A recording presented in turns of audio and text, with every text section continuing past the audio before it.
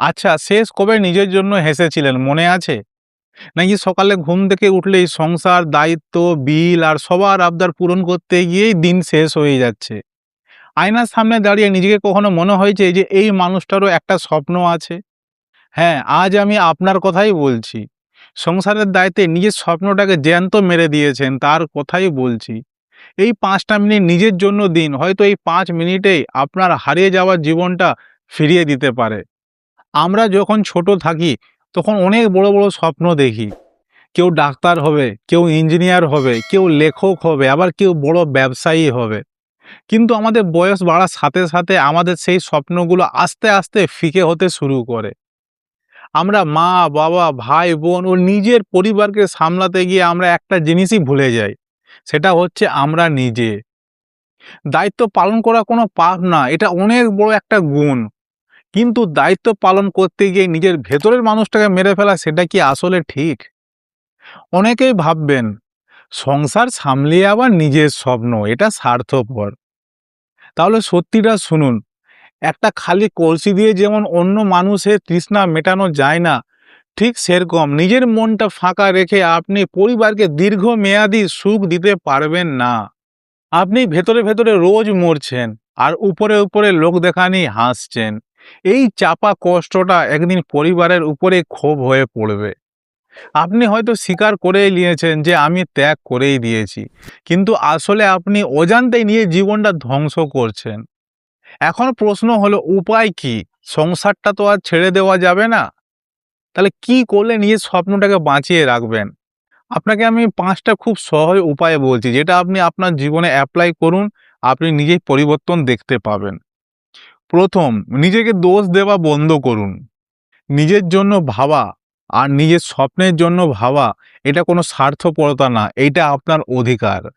২য়, নিজের জন্য দিনে অন্তত ৩০টা মিনিট আপনি সময় বের করুন।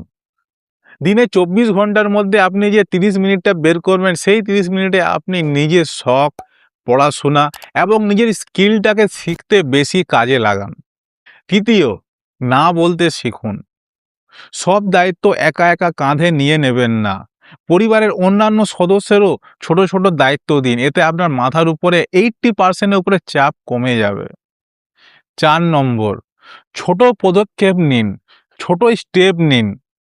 আপনার স্বপ্ন যতই বড় হোক বা ছোট হোক বা যেরকমই হোক, সেই স্বপ্নের পিছনে আপনি একটু একটু 1% করে করে আপনি দিনে এগোন।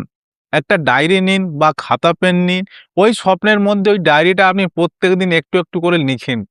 বিন্দু বিন্দু জলেই কিন্তু সিন্ধু হয়। ৫ নম্বর, মন খুলে কথা বলুন। আমাদের পরিবার অনেক সময় বুঝতেই পারে না বা জানেই না যে আমার ছেলেটারও একটা স্বপ্ন আছে, আমার ছেলেটারও একটা কিছু করার ইচ্ছে আছে, যেটা আমরা মুখেও বলতে পারি না এবং পরিবারও বুঝতে পারে না। সেটা পরিবারকে খুলে বলুন, কারণ তারা বেশিরভাগ সময় জানেই না যে ছেলেটা আমার কি স্বপ্ন আছে। দেখুন, পরিস্থিতি আমাদের অনেক সময় বিপক্ষেই থাকবে, কিন্তু আমাদের সেই পরিশ্রমে, সেই দায়িত্বেই আমাদেরকে নিজের সংসারটাও সামলাতে হবে এবং নিজের স্বপ্নটা আমাদের বাঁচিয়ে রাখতে হবে।